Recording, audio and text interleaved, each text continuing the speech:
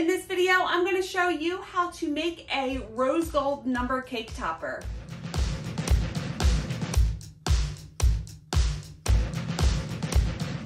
Hi, it's Karolyn.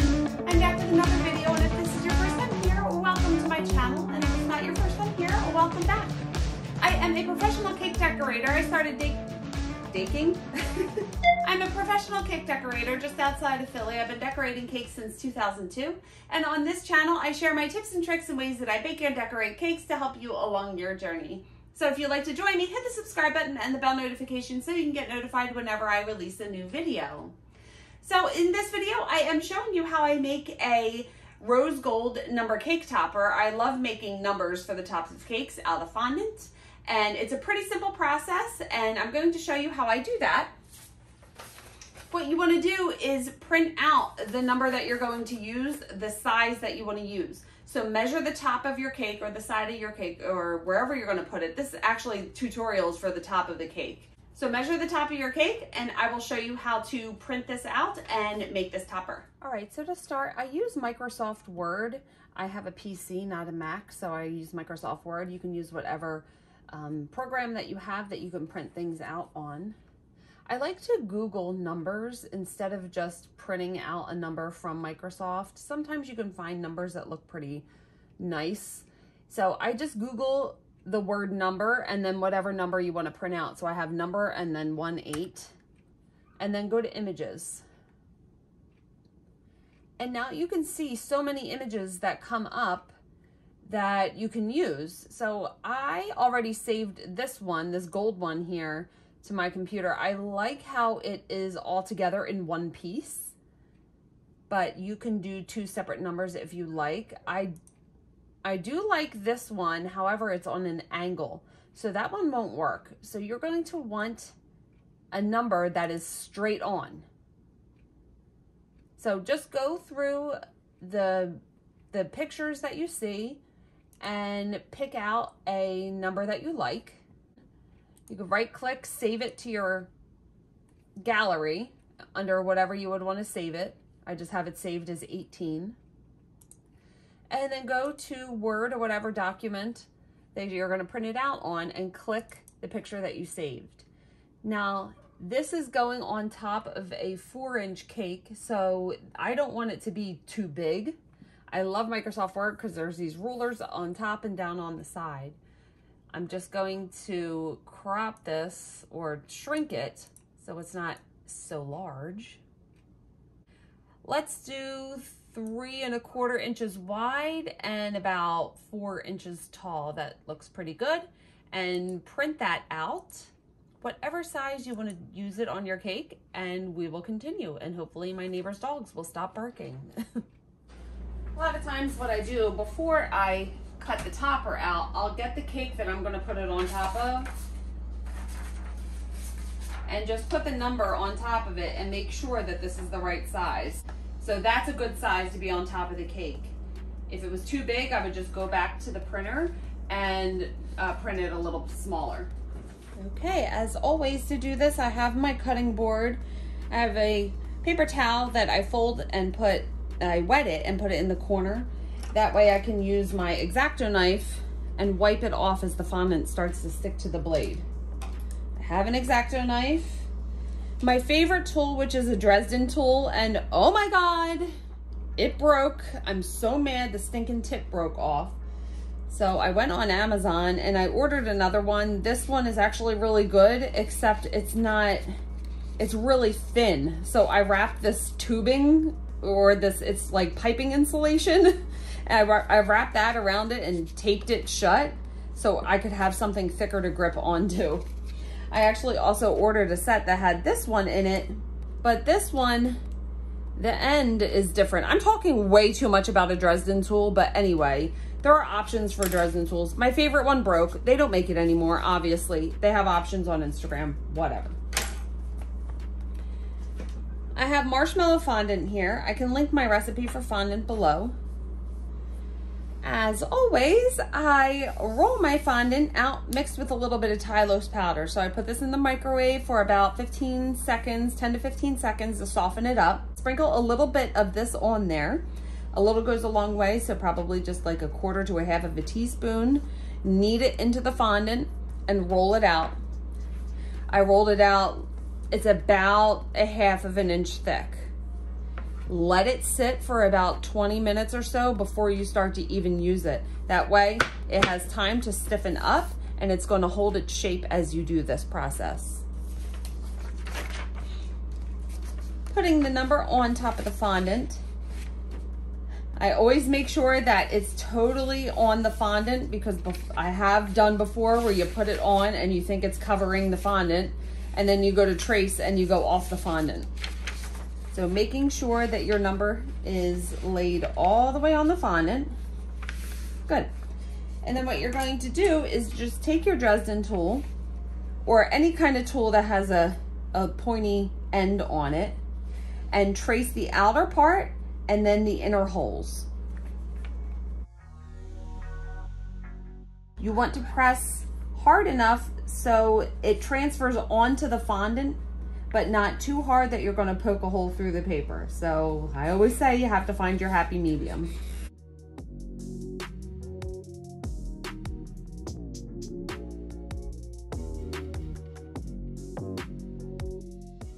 Before you pull it away, hold your hand down in one spot and just peel the paper back to make sure that you got all of the lines. If you just pull it off before you check and say, oh crap, I forgot to do one here, it's hard to put it back down to figure out where you have to trace. All right, keeping the paper close for reference. I always cut out the middle pieces before I cut out the whole outer part. I find that it's easier to control and get the middle pieces out before you cut it out of the rest of the fondant.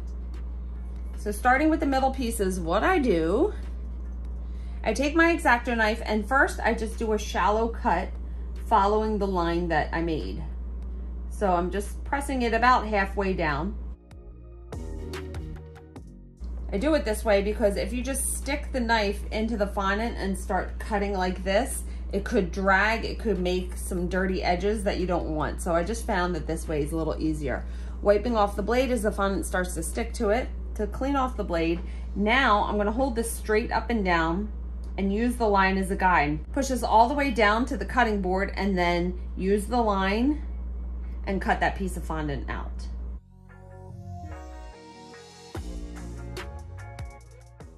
Now this part can get a little tricky. Lift it up. This is why I like to do it before the fondant is cut out.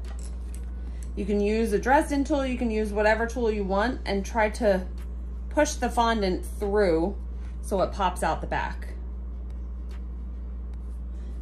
Now, you can see that this is real dirty here. There's gross edges here and we want to clean this up. That's why I like this tool. It has a little flat end right here and you can just press the fondant down. Sometimes it's difficult to get in there with your fingers. So just press the fondant down, smoothing it out. This is going to be the back of the number, but you still want the back of the number to be as clean as the front. Then flip it over and smooth it out too. So it's difficult for me to get into this corner up here, so I have this needle tool. And I'm just trying to push those little pieces of fondant back down so everything looks pretty smooth. And do the same thing for the inner pieces of the 8, cutting a shallow line first.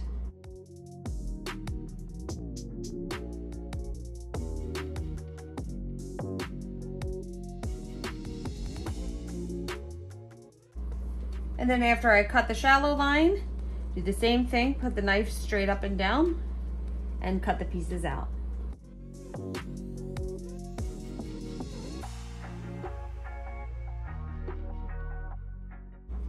This is a bigger piece, so I can kind of pull it up and out. It's a little easier when you're cutting larger pieces out.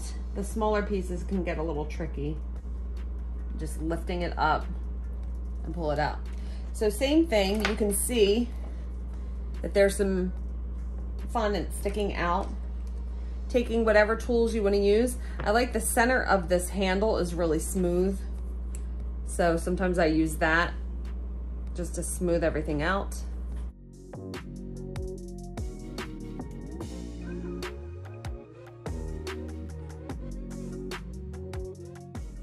Okay, good. And now we are ready to cut out the outer part. Using the line, I keep the picture here for reference, using the lines as a guide, the lines that you traced. Starting, knife is straight up and down. You don't want to cut it on an angle. You want the fondant to be straight on the cut. And start by making the shallow line. I'm kind of sawing through the fondant right now because as I get into little twists and turns, if I keep it in and turn it around, a lot of times it causes some dragging in the fondant. So I find if I just saw it up and down, it creates a cleaner line.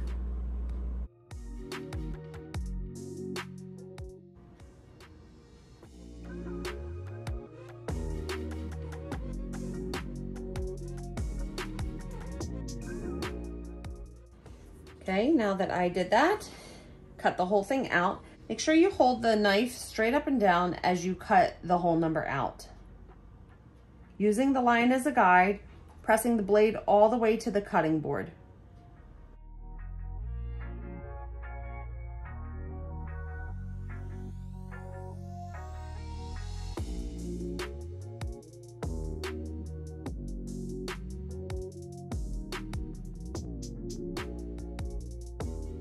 Okay, good. Now same thing, you turn it over, you can see all these little pieces sticking out. So I like to start with the back and just smooth all the cuts that I made on the outside. Using your tool to press in any pieces that are sticking out, just like I said before. Just trying to make everything look pretty.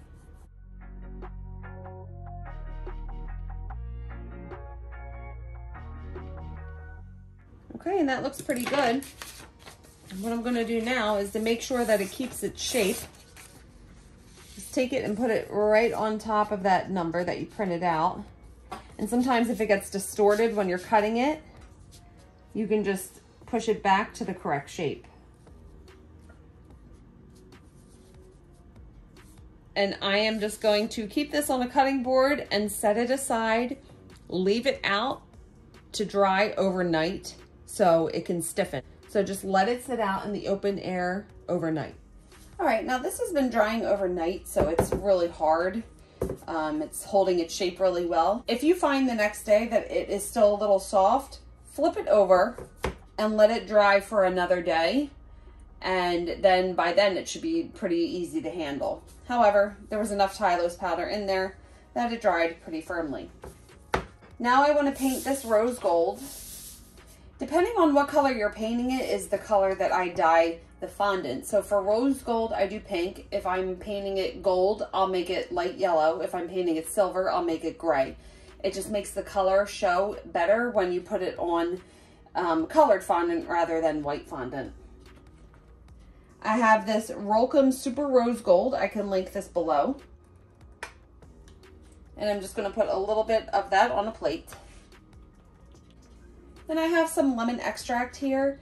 You can also use a high alcohol content vodka. I like it because the lemon extract evaporates quick and you can handle it faster. So add a little lemon extract to the powder, not too much, and just mix it to make a little paste. Like Ross, make a pair of paste pants. So I like to start on the back side. Have a little paper towel here, flip it over.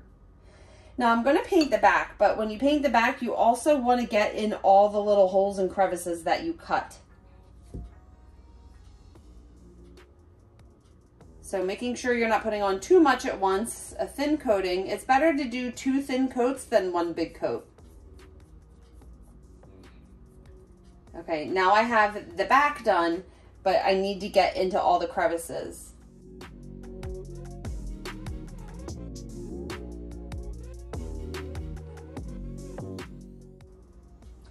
If you find that this starts to dry out too fast, just add a little more lemon or vodka and mix it up. Now you want to make sure that it doesn't really drip down too much, because you don't want to have big drips everywhere. But that's why I like to have the paper towel underneath it, because it will absorb any excess that would tend to drip all the way down to the bottom. And then just paint the outside.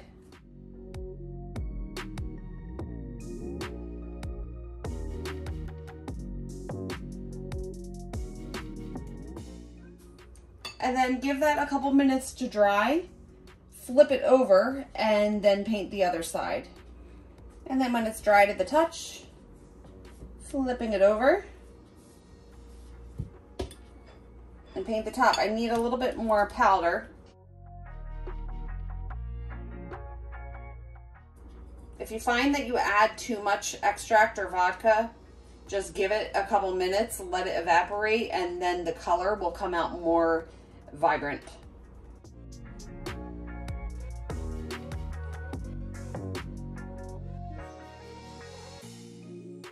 And then just make sure to get down and make sure you got into all the little creases and crevices.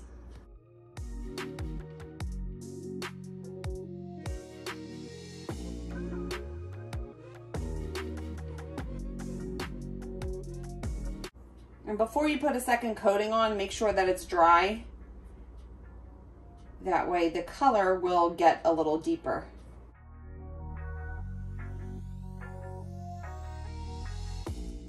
Look from different angles and make sure that you got all the angles. Like in here at the bottom of the hole in the 8, there was a little pink still showing.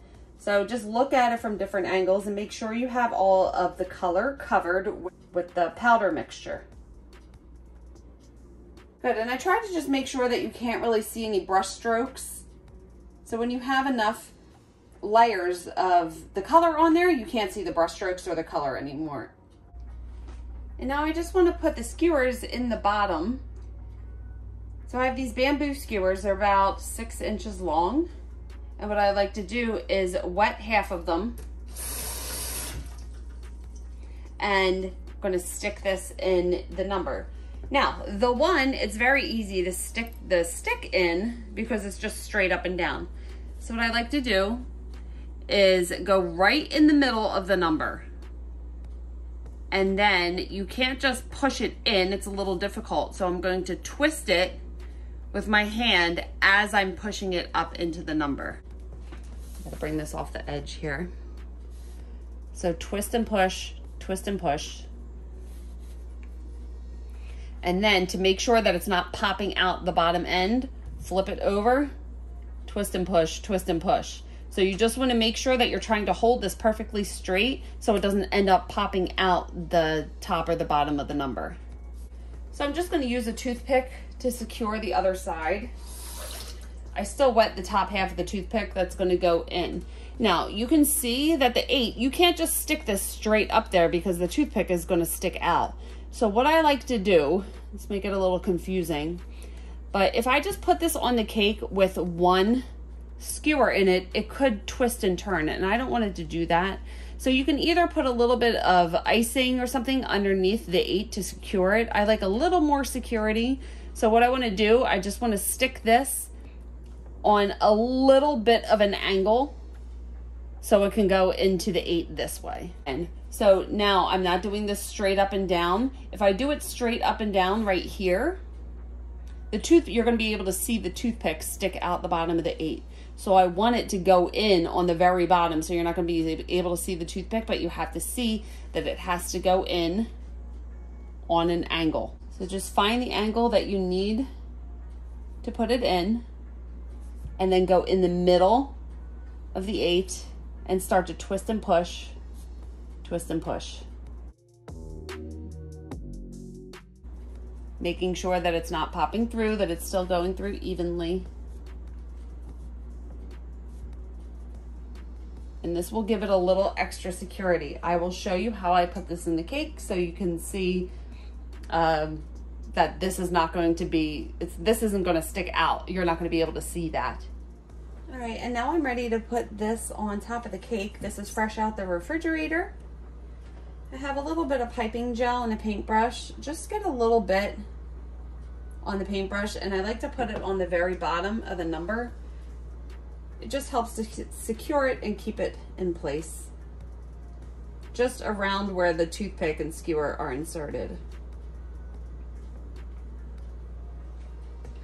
And then looking at the cake, I'm going to turn it for a second and see. Now this is something I wanted to show you. So I knew I was putting this 18 on the left side of the cake, so having this over here, isn't a big deal. If I were putting it on the right side of the cake, this would start to stick out onto the right side.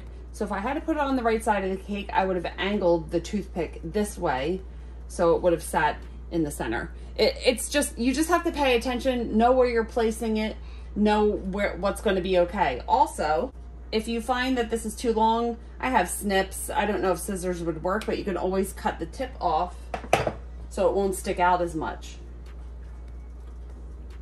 So I'm going to do it a little off center.